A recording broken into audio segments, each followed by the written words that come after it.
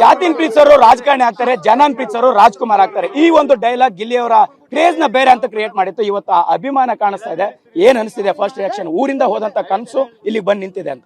ಹೌದು ಅಣ್ಣ, ಒಂದು 8-9 ವರ್ಷ ಊರಿಂದ ಬಂದಾಗ ಈಗ ಅದು ಆ ಡೈಲಾಗ್ ಹೇಳ್ಬೇಕಾದ್ರೂ ಒಂದು ಈಗ ಕಾಮಿಡಿ ಕಿಲಾಡಿಲಿ ಆ ಡೈಲಾಗ್ ಹೇಳಿದ್ದು ಅಣ್ಣ. ಆ ಡೈಲಾಗೆ ನನ್ನ ಜೀವನದಲ್ಲಿ ಆ ಡೈಲಾಗೆ ನಿಜ ಆಯ್ತದೆ. ಆ ಒಂದು ಮಾತು, ಅಲ್ಲಿ ಆಡದ ಮಾತು ನಿಜ ಆಯ್ತದೆ ಅಂತ ನಂಗೆ ಸತ್ಯವಾಗ್ಲೂ ಆ ಟೈಮಲ್ಲಿ ಅನ್ಸಿರಲ್ಲ. ಇವಾಗ ಸಖತ್ ಖುಷಿ ಆಯ್ತದಣ್ಣ.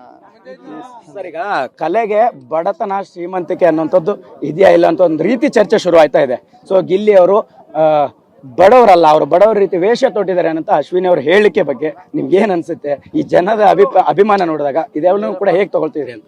ಅಲ್ಲ, ಈಗ ಅವರು ನಾನು ಮೇಡಮ್ ಏನ್ ಹೇಳೋರು ಅಂತ ನಾನು ನೋಡಿಲ್ಲ.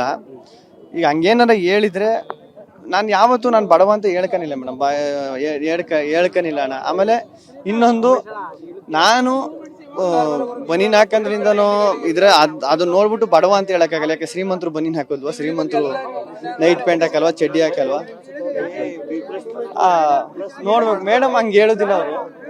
ಏನೋ ಮಾತನ್ ಬರ್ದಲ್ಲಿ ಹೇಳಿರ್ಬೋದು ಏನಷ್ಟು.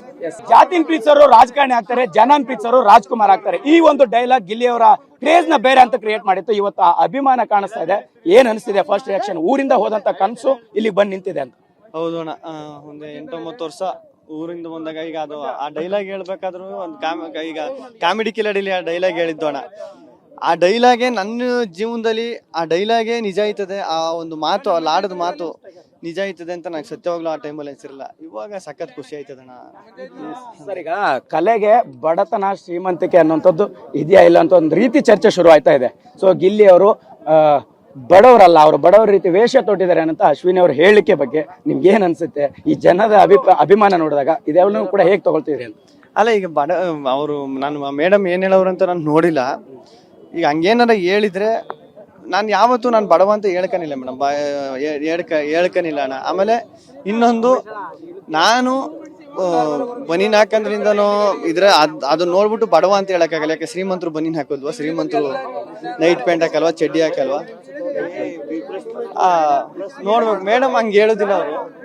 ಏನೋ ಮಾತನ್ ಬರ್ದಲ್ಲಿ ಹೇಳಿರ್ಬೋದು ಏನಷ್ಟು.